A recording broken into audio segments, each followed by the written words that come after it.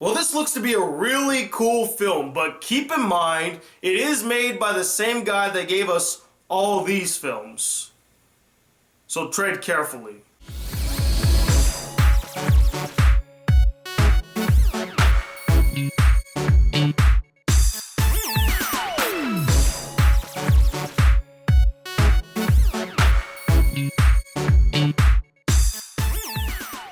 Hey guys, the Black Critic Guy, and I just got back from seeing the movie Lucy. So Lucy follows this girl named Lucy who gets forced to carry these new type of drugs inside of her stomach. They accidentally start spilling out into her system, which actually helps her to unlock her mind's full mental capability, and it gives her all of these superhuman abilities. And we're basically just following her as she reaches 100% of her brain's full mental capability. Now, when I first saw the trailer to this movie, I thought it looked pretty interesting, although that part about humans only use 10% of their brains bullshit, it's not true, guys. It's been debunked. It's scientifically not true. That's the only part of the trailer that I thought was complete bullshit. But regardless, the film does look very promising, although I was still a little bit skeptical because the film was written and directed by Luc Besson, who has not been in my good graces lately after making films like 3 Days to Kill, The Family, and Taken 2. But I went into this movie with an open mind, and I gotta say, guys, this is without a doubt the most polarizing film I've seen all year. And I truly mean that, because I don't know how I feel about it. I don't really hate it, and I don't really like it. It's really polarizing to me. I haven't felt this way about a film since 2001: A Space Odyssey. And Lucy had similar vibes to 2001: A Space Odyssey. I wouldn't be surprised if Lucy got some inspiration from 2001: A Space Odyssey. In fact, the final scene in the movie is very reminiscent to the final scenes in 2001: A Space Odyssey. Now, does that mean Lucy is as good as 2001: A Space Odyssey? Hell no, they're in two way different ballparks. 2001: A Space Odyssey was more of a space epic and it has this whole mysterious vibe to it, whereas Lucy, although it does have some mysterious vibes, it was a more straightforward film. But regardless of that comparison, I just don't really know how I feel about this film. I mean, the story was pretty interesting at times. Some of the action scenes were well done, some good shots, some good direction. There's this really cool car scene where she's driving through traffic that I thought was really cool, and the visuals were handled very well. I mean, they looked gorgeous. But there isn't a lot of characters in this film. I mean, yeah, there are characters, but none of them are developed. None of them have any interesting traits. I mean, you got Morgan Freeman in the film. He's a scientist, and he studies the human brain. You got Scarlett Johansson as Lucy, who's becoming this, this detached human with all these incredible powers. You know what she reminded me of? She reminded me of Dr. Manhattan when he got his powers and he was slowly drifting away and losing all of his humanity. That's what Lucy was like. It's basically the Dr. Manhattan origin story, but instead of a blue naked guy, we have hot Scarlett Johansson. But those are the only two standout characters in this entire film, and they don't even get that much development. What more for the other characters? All of them are pretty generic, one-dimensional, and bland. There's this one French cop guy that's just shoehorned into the movie to be like this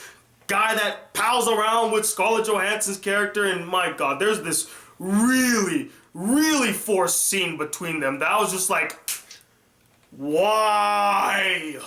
It was literally the most pointless scene in the entire film. If they took that scene out of the film, it wouldn't have hurt the film in any way, shape, or form. For me personally, guys, it just felt like a style over substance kind of film, showing you all these cool visuals, cool action scenes, and having some existential dialogue thrown in there, but the characters are hollow and the story is not as compelling or as interesting that the audience doesn't really get themselves attached to anything that's happening. It's just, oh, look at this scene and look at this scene and oh, wasn't that pretty cool, and oh, listen to what they're talking about. It's pretty interesting, right? But again, if you don't have any interesting characters or a compelling story for the audience to get attached to, then what's the fucking point? Not only that, but the movie tries to be deeper and more intellectual than it it really is. But the one thing that holds it from being seen as an intellectual film is that the concept that the story is based off on, the idea that humans can only use 10%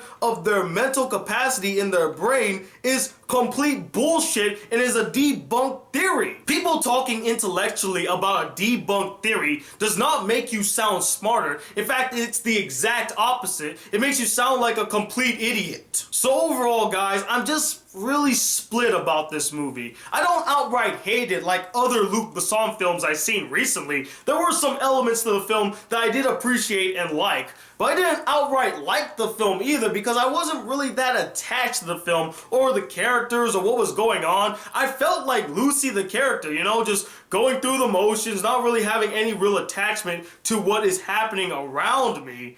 And with that being said, I'm gonna give this film a 3 out of 5 stars. It's okay. But anyway, what did you guys think about this film? Did you like it? Did you hate it? Or were you as polarized as I was? And let me know, what is the most polarizing film you've ever seen?